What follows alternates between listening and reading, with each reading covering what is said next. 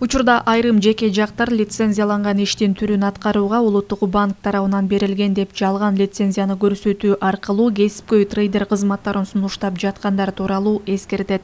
Улуттук банк кайсы бир жаранга эч кандай лицензиялык уруксат берүү документтерин бербегендигин жана баалуу кагаздар рыногунда брокердик ишке лицензия берилбей тургандыгын расмий билдирет.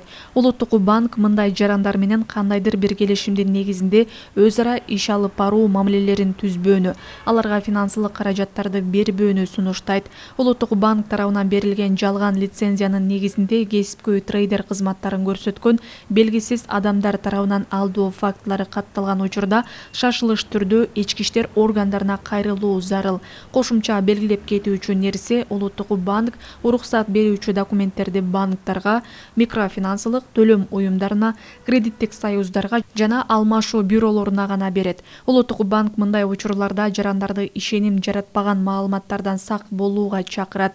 Эки тараптын ортосундагы мамилелерди жөнгө салуучу бардык документтер менен кылдат таанышып чыгууну жана кайсы болбосун маалыматты расмий булактардан гана тактап текшерүүнү эстен чыгарбаңыздар.